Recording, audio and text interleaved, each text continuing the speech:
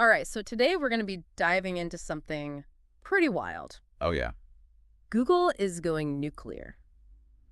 Seriously. Yeah, and I know what you're thinking, Meltdown. right? Like some kind of disaster movie scenario. But Oh, no, no. it's Shit. actually way more interesting than that. It really is. They're turning to nuclear power to fuel their AI ambitions. Which is fascinating when you think about how much Google has already invested in renewable energy. Totally, they're like the poster child for solar panels and wind farms. Right, exactly. But this move suggests they're thinking long term. For sure, they're looking for that steady, reliable, carbon-free energy source to keep up with all the demands of AI. Which are huge, by the way. Absolutely massive. I mean, think about all the data centers running 24/7. All those complex calculations powering our favorite AI tools. Yeah, all that stuff takes a ton of energy. It really does, and it's only going to increase as AI gets more sophisticated. Exactly. And that's where this article from AI Magazine comes in. What Google's landmark nuclear deal means for U.S. energy. Catchy title, right? It gets right to the point. It does, and one of the key quotes that really stood out to me was from Michael Terrell, Google's Senior Director for Energy and Climate. What do you say? He said, the grid needs new electricity sources to support AI technologies. So they're acknowledging that the current infrastructure just can't handle it. Exactly. They need something more, something powerful and consistent. And they think nuclear is the answer. But not just any nuclear. They've signed a deal with a company called Kairos Power to buy energy from small modular reactors. SMRs. Yeah, SMRs. And get this. Right. It's a world-first agreement for this type of nuclear power purchase. Wow, so they're really breaking new ground here. They are, and it's not just about being first, it's about the technology itself. Right. These SMRs are completely different from the traditional nuclear plants we're used to. It's like comparing a smartphone to a room-sized computer from the 1960s. I like that analogy. Yeah, it's a whole new generation of nuclear tech. So tell me more about these SMRs. How do they actually work? Well, for starters, they're much smaller. Hence the small modular reactor. Exactly. They're designed to be more compact and efficient. Okay, that makes sense. But what about safety? I mean, nuclear power has kind of a reputation. Oh, I know what you mean. And that's one of the biggest selling points of SMRs. Really? How so? Well, they incorporate some really innovative safety features like molten salt cooling. Molten salt cool. What is that? Some kind of sci-fi thing? It kind of sounds like it, right? Yeah. So basically, instead of using water to cool the reactor core, they use this special mixture of molten salts. Molten salt. Yeah, and these salts have an incredibly high boiling point, so they can absorb a ton of heat without turning into steam and building up pressure. Ah, so that prevents those dangerous pressure buildups that have caused problems in the past. Exactly. It's like a built-in safety mechanism. That's pretty ingenious. It is, and then there's the fuel itself. What kind of fuel do they use? It's called pebble-type fuel. Pebble-type fuel? Yeah, picture tiny ceramic spheres, each one packed with nuclear fuel. That's kind of cute. I know, right? But don't let that fool you. These things are incredibly durable and can withstand extreme temperatures. So how do they refuel these things? Do they have to shut down the whole reactor? Nope, that's the amazing part. Really? Yeah, these pebbles can be continuously added and removed while the reactor is operating. Wow, that's like refueling a car while you're driving down the highway. It kind of is, right? Yeah. It's a game changer in terms of efficiency and flexibility. So we've got these super efficient, definitely safer mini reactors that can be built and deployed more easily than traditional nuclear plants. Right, but I know what you're thinking. What's that? Why not just stick with renewables? Google's already investing heavily in wind and solar, right? Yeah, that's a good point. So why go nuclear? Well, renewables are fantastic, but they have one major drawback. Which is? They're intermittent, Meaning? meaning they're not always available when you need them. Ah, like when the sun's not shining or the wind's not blowing? Exactly. But AI data centers need power 24/7. Yeah. They can't just shut down when the weather changes. And nuclear can provide that constant baseload power. It's like the reliable friend you can always count on. Okay, I get it. But let's be real. Nuclear power has a PR problem. You mean the whole Chernobyl-Fukushima thing? Yeah, people are understandably concerned about safety and radioactive waste. Absolutely. Those are valid concerns. And the article doesn't shy away from them. Oh, good. They're addressing the elephant in the room. They are, in fact. Michael Terrell from Google specifically says, this agreement is part of our efforts to develop and commercialize a broad portfolio of advanced clean electricity technologies to power our global data centers and offices. This approach will complement our use of variable renewables like solar and wind and help us reach our ambitious 24/7 carbon-free energy and net zero goals.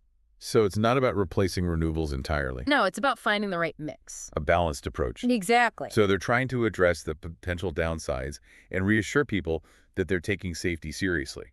They are, and it sounds like they're not just thinking about their own energy needs, but also about the bigger picture. What do you mean? Well, we'll get into that in the next part of our deep dive, but it seems like Google's nuclear move could have some pretty major ripple effects. Oh, I'm sure it will. We're talking potential impacts on the energy landscape, the economy, even the future of clean energy innovation. This is getting good. It is. Stay tuned, folks. We'll be right back after a quick break.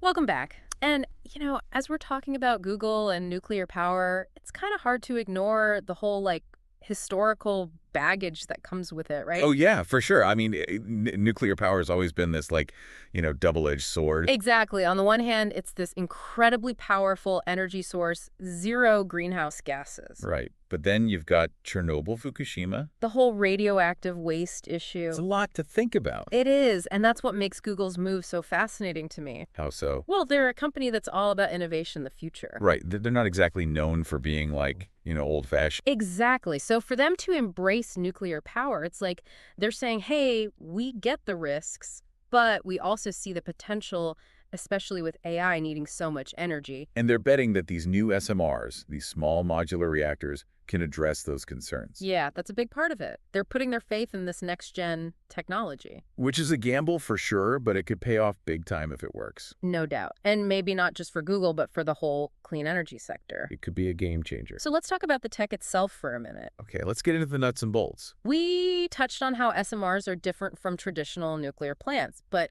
can you break down those safety features in more detail? Sure. So think of a traditional reactor, like a giant pot of boiling water. Okay, I'm with you. Now imagine shrinking that pot down significantly. You smaller scale, less material involved. Exactly. And that inherently reduces the risk. Okay, but what about the actual cooling system? The article mentioned something about molten salt. Ah, yes, molten salt cooling. It sounds kind of sci-fi, to be honest. It kind of is, but it's actually pretty simple. So explain it to me like I'm 5.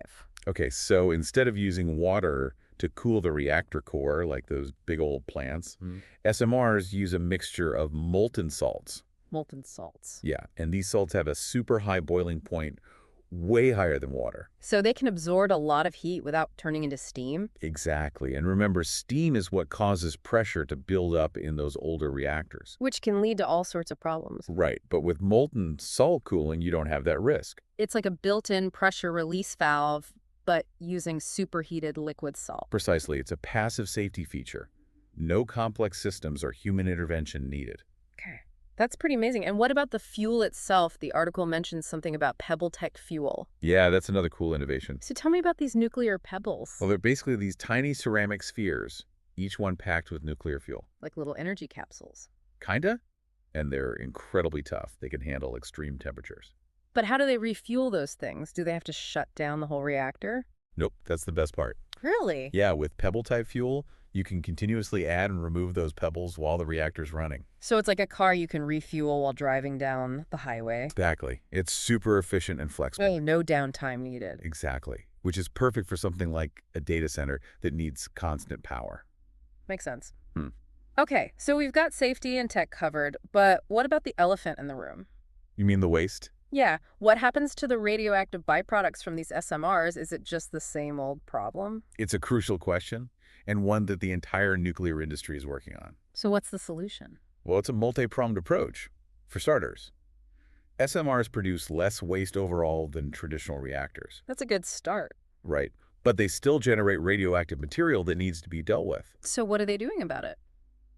Well, there's a lot of research going into advanced recycling technologies. So like extracting valuable materials from the spent fuel. Exactly. Right. And reducing the overall volume of waste. That makes sense. What else? They're also looking at improving storage methods, especially those deep underground geological repositories. Like burying it, but in a really, really safe way. Yeah, basically these repositories are designed to isolate the waste from the environment for like hundreds of thousands of years. So it's not just a case of out of sight, out of mind? No, definitely not. Finding safe and sustainable solutions for nuclear waste is essential if we want SMRs to be a viable long-term option. It's got to be part of the equation. Absolutely. So from what we've discussed so far, it seems like these SMRs could really shake things up in the energy world. Oh, yeah, they have the potential to be safer, more efficient, and way more flexible than traditional nuclear plants. And they offer that carbon-free energy source that we desperately need. Especially with AI becoming such an energy hog. Exactly. And the fact that Google is willing to invest in this technology is huge. It's a major vote of confidence for nuclear power. And it really makes you wonder what other surprises are in store for the future of energy, right? Yeah, who knows what's next? Maybe flying cars powered by mini fusion reactors. Okay, maybe not that, but you never know.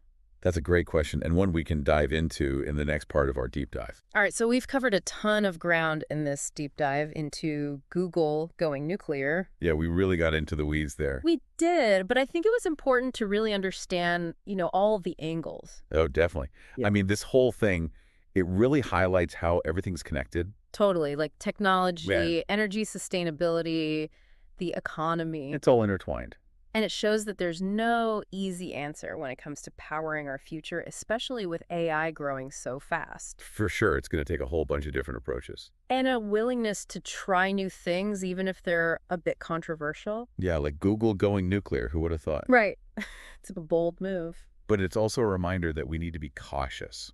Like not just blindly accepting any new tech that comes along. Exactly. We need to think critically, weigh the risks and benefits. And that's where, public discussion comes in. Absolutely. We all need to be part of the conversation. Scientists, industry leaders, policymakers, everyday people. Everyone has a stake in this. It's not just an environmental issue either. Right. The economic implications are huge. The Department of Energy estimates that expanding nuclear capacity could create hundreds of thousands of jobs. That's a lot of jobs.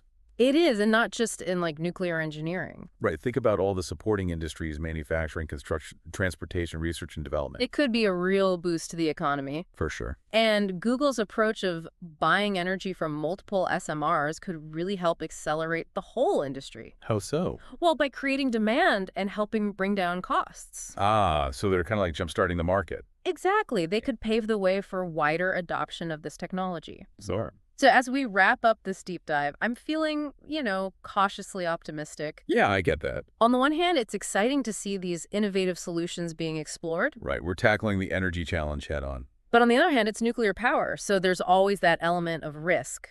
It's a powerful force to be reckoned with. No doubt about it. And it all comes back to knowledge. Knowledge is power. The more we understand about these complex issues, the better choices we can make. I couldn't agree more. So to our listeners out there, stay curious. Keep learning. And don't be afraid to ask questions. Exactly, because the future of energy and the future of our planet depends on it. Well said. We've only scratched the surface here, but hopefully this deep dive has given you some food for thought. And maybe sparked your interest in learning more. Who knows, maybe one day we'll all be powering our lives with those little nuclear pebbles. That would be something. All right, folks, until next time, keep exploring, keep questioning, and keep diving deep.